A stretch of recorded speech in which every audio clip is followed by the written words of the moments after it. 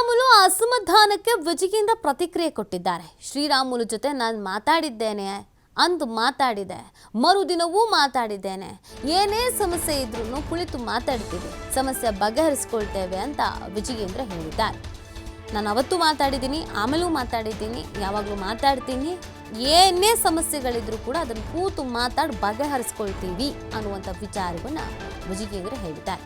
BJP ರಾಜ್ಯಾಧ್ಯಕ್ಷರಿಗೂ ಕೂಡ ಈ task ಕೊಟ್ಟಿದ್ರು ಹೈಕಮಾಂಡ್ ನಾಯಕರು, ಹೋಗಿ ಅದೇನು ಮಾತಾಡಿ ಅಂತ. ಸೊ ವಿಜಯೇಂದ್ರ ಅವರು ಅವತ್ತು ಮಾತಾಡಿದ್ರು, ನಾನು ಮಾತಾಡ್ತಾ ಇದ್ದೀನಿ, ಸಮಸ್ಯೆನ ಬಗೆಹರಿಸ್ಕೊಳ್ತೇವೆ ಅಂತ ಪ್ರತಿಕ್ರಿಯೆ ಕೊಟ್ಟಿದ್ದಾರೆ. ಸಚಿವರಾಗಿ ಅವರೇ ಆದಂಥ ಒಂದು ಕೆಲಸ ಮಾಡಿದ್ದಾರೆ, ಪಕ್ಷ ಸಂಘಟನೆ ಕೂಡ ಅವರೇ ಆದಂಥ ಒಂದು ಶಕ್ತಿಯನ್ನು ಕೊಟ್ಟಿದ್ದಾರೆ. ನಾನು ಕೋರ್ ಕಮಿಟಿ ಆದ ನಂತರ ನಾನೇ ಅವತ್ತು ಕೂಡ ಮಾತನಾಡಿದ್ದೇನೆ, ಮರುದಿನವೂ ಕೂಡ. ಯಾಕೆ ಮಾಧ್ಯಮದಲ್ಲಿ ಬಂದಾಗ ರಾಜ್ಯದ ಅಧ್ಯಕ್ಷನಾಗಿ ಮಾತಾಡ್ತಕ್ಕ ನನ್ನ ಕರ್ತವ್ಯ. ಕೋರ್ ಕಮಿಟಿಲಾಗಿರ್ತಕ್ಕಂಥದ್ದನ್ನು ಮಾಧ್ಯಮ ಮುಂದೆ ಚರ್ಚೆ ಮಾಡಬಾರ್ದಿತ್ತು ಅಂತೇಳಿ ನಾನು ಕೂಡ ಮನವಿ ಮಾಡಿದ್ದೇನೆ. ಮತ್ತು ಏನೇ ಸಮಸ್ಯೆ ಇದ್ರೂ ಕೂಡ ಎಲ್ಲ ಹಿರಿಯರು ಕೂತು ಬಗೆಹರಿಸ್ಕೊಳ್ಳೋಣ ಅನ್ನೋ ಮಾತನ್ನು ಕೂಡ ನಾನು ಮಾತನಾಡಿದ್ದೇನೆ ಶ್ರೀರಾಮುಲು ಅವರು. ಧನ್ಯವಾದ. Thank you.